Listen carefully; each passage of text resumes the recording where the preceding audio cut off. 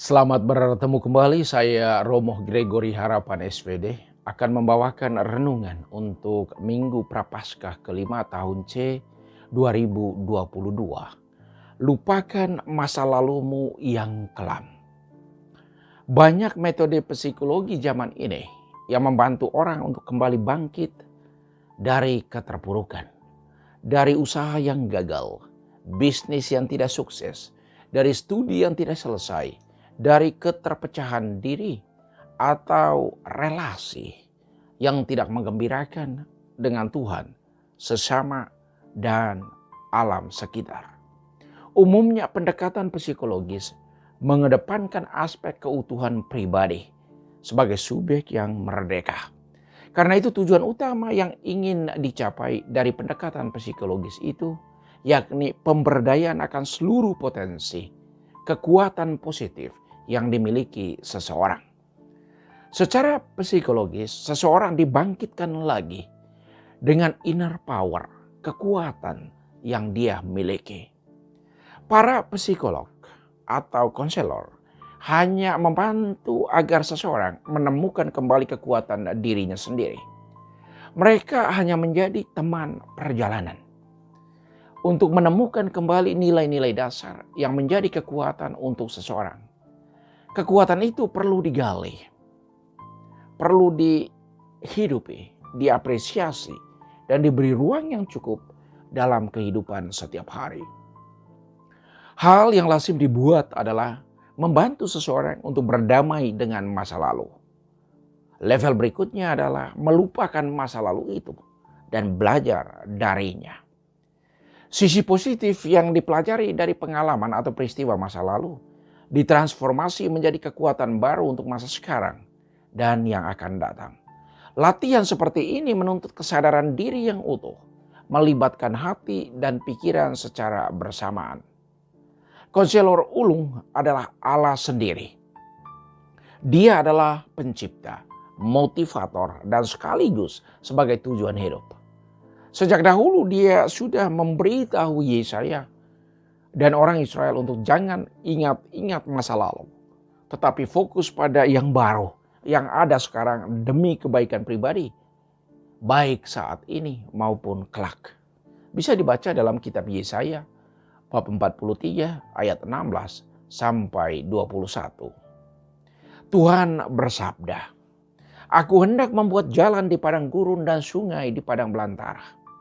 Ia memberi kehidupan dan menyegarkan semua yang dahaga, orang Israel, ternak, tumbuhan, dan binatang lainnya." Kesaksian Santo Paulus.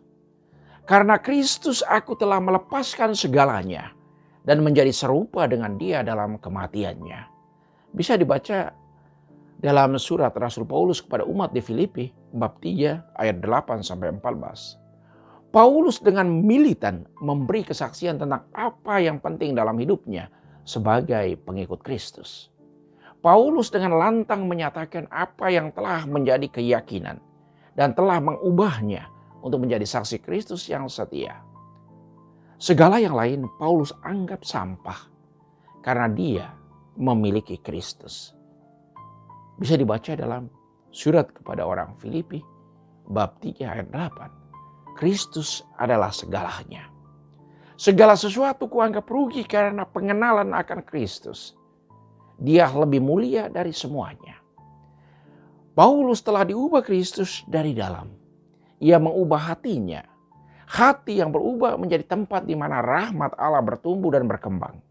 Hati yang baru adalah tempat berkat atau rahmat berakar, bertumbuh, dan berbuah. Yang Paulus kehendaki ialah mengenali Yesus dan kuasa kebangkitannya, persekutuan dalam penderitaannya, di mana Paulus serupa dengan dia dalam kematiannya, supaya Paulus akhirnya beroleh kebangkitan dari antara orang mati. Paulus mengidentifikasikan dirinya dalam hidup, penderitaan, dan kebangkitan Kristus. Kalau orang sudah sampai pada level ini, dia tidak pernah ragu dan takut untuk menyatakan yang benar dalam hidupnya. Kebenaran yang sesungguhnya adalah Kristus. Paulus selalu ingat akan masa lalunya. Ia tidak pernah melupakan sejarah. Ia tahu persis apa yang terjadi dalam dirinya. Dengan mengenal semuanya itu, Paulus bisa meninggalkan masa lalunya untuk bersatu dengan masa sekarang, yakni hidup dalam Kristus. Dia menempatkan masa lalunya dalam sebuah perspektif yang benar, sehingga masa lampaunya bukan lagi menjadi sebuah beban, tetapi menjadi sebuah sarana berkat. Paulus adalah model untuk berubah dan untuk melupakan masa lalu yang tidak produktif, yang tidak menggembirakan, atau yang kelam sekalipun. Paulus katakan, "Ini yang kulakukan, aku melupakan apa yang telah di belakangku dan mengarahkan diri kepada apa yang di depanku." Menghakimi orang lain bisa dibaca dalam Injil Yohanes bab 8 ayat 1 sampai 11. Tantangan bisa terjadi kapan saja. Yesus sendiri mengalami banyak tantangan. Ada yang terjadi di padang gurun, di puncak gunung, di taman, di jalan, dan juga di bait Allah. Kehadiran Yesus selalu mengundang perhatian banyak orang. Alasan utamanya, orang memperhatikan dia, yaitu pengajarannya yang menarik. Kedua, contoh hidupnya. Ketiga, kesesuaian antara apa yang dikatakan dan apa yang dibuat. Yesus menghidupi sendiri apa yang dia ajarkan, mempraktekkan sendiri apa yang dia katakan. Yesus ada di bait Allah. Dia mengajar. Banyak orang datang kepadanya. Dan ada perempuan yang kedapatan berzina.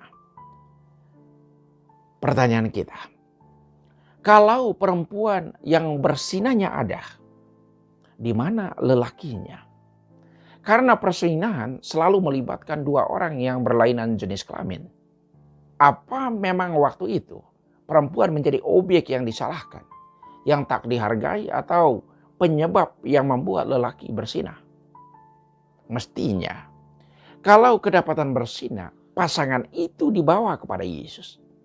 Atau mungkin ada jenis kesalahan yang bisa ditolerir untuk lelaki, tetapi untuk perempuan tidak bisa ditolerir. Atau mungkin semua lelaki yang membawa perempuan itu kepada Yesus pernah menjadi pasangan persinahannya. Pertanyaan seperti ini sah saja.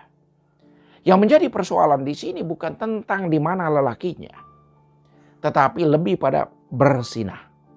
Berzina itu salah. Inilah nilai dasar yang dipakai orang-orang Farisi dan para ahli Taurat untuk bertanya kepada Yesus. Yang ditanyakan oleh kelompok orang tadi yaitu, apa pendapat Yesus tentang orang yang berzina? Karena hukum Musa menegaskan perempuan-perempuan berzina harus dilempari batu.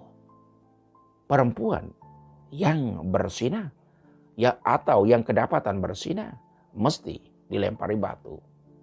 Yesus tidak menjawab pertanyaan mereka, tetapi ia memberikan suatu pertanyaan reflektif untuk mereka renungkan. Barang siapa di antara kamu tidak berdosa, hendaklah dia yang pertama melemparkan batu kepada perempuan itu.